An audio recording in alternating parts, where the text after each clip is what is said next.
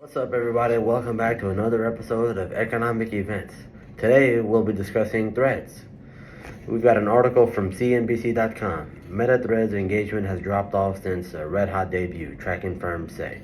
So, according to recent reports from Sensor Tower and SimilarWeb, Meta, formerly Facebook, is facing a notable decline in user engagement on its social media platforms. The data suggests that users are spending less time on Meta's apps and participating in fewer interactions, including liking, commenting, and sharing content. This decline in engagement raises concerns for the company as it indicates a potential challenge in retaining and captivating its user base. The drop in user engagement comes at a critical time for Meta, considering the fierce competition in social media landscape and the significance of engagement metrics in attracting advertisers and driving revenue. As one of the key performance indicators for social media platforms, user engagement plays a vital role in determining the platform's overall success.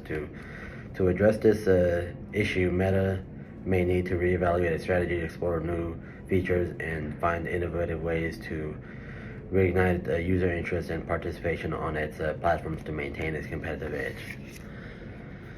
So, just like most things, when you first hear about it, it sounds really cool, and user engagement goes up, and there's a buzz around it, and people get excited, and they love to talk about it, and it just goes on this upward trajectory. But if it goes on most things in life, when they go up real fast like that, they tend to crash real fast like that too. So this just seems like another case of it. And I know right here in my notes, I've got it where it says it was people were spending from on average 20 minutes a day on it to now 10 minutes. So they've cut their time in half on it on using the Threads platform. So you've got that, and they're also talking about that in order for Threads to be a legitimate challenge and possibly surpass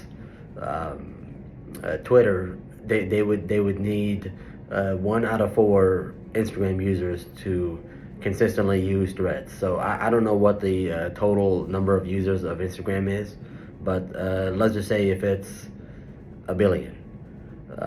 You're talking about they would need 250 million users to compete with Twitter. Now, the problem I have with Threads is I haven't used it yet, but I've seen several other people on social media talk about how they've had some posts put on Twitter and some on Threads, and the same exact post on Threads, and Threads will take it down for whatever reason. So there's some censoring there too, which whether you agree with the person's opinion or not, you should be able to at least let them voice it, no matter how crazy it is. We all have that crazy uncle or auntie, so nobody's exempt from that. We've all heard crazy stories, so it is what it is. It's part of it. So I just because of that reason, well, not just because of that reason, but that's one of the reasons I haven't used Threads yet. Also, there's an influx of social media platforms out there. You've got Twitter, then you've got Instagram, you've got Snapchat, you got TikTok is there. So there's not enough time in the day for all these social media platforms. So they need to just get together and just consolidate and just make it all into one super app, and they can figure out the revenue amongst themselves. That's for people smarter than me to figure that out. So I'm just some regular guy on YouTube, so I don't have the knowledge on how to fix that, but that's just my opinion on it. So I'm not surprised that user engagement has gone down, because with Twitter per se, it's really cleaned up a lot in the last better part of a year since Elon has taken over and purchased the company. There's a lot less robots, I think, on there. There's a lot less repetitive posts where you'd go in there and you see a topic, and then you'd see 50 or 60 tweets about that word for word. They would all be the same thing. So that's been cleaned up a lot. There was randomly, for example, if let's just say for my sports people that are watching right now, let's just say you go in and you watch the NBA or you watch the NFL and Patrick Mahomes or Steph Curry had a huge night. You scroll through the highlights and comments on Twitter about it, and then randomly you'd see some adult video on there.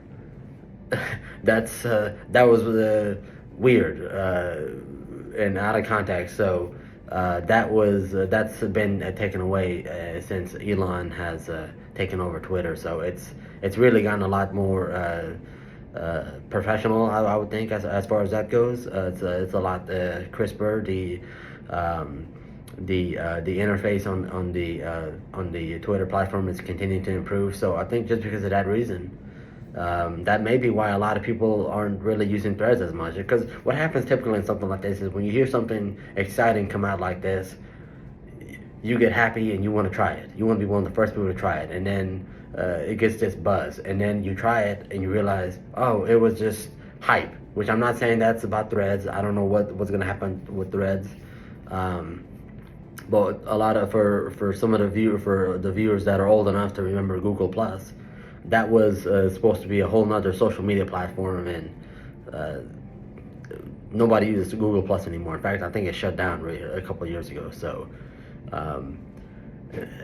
let me know in the comment section what you guys think. Are you guys fans of Thread? Are you guys using Thread? Or are you guys pro Twitter? Or are you guys against Twitter? Because at the end of the day, this goes back to my previous video when I discussed Elon Musk and Mark Zuckerberg. Clearly, there's some serious tension brewing there, and competitive nature is there. So I think this is just going to add more fuel to that potential fight if they ever do it.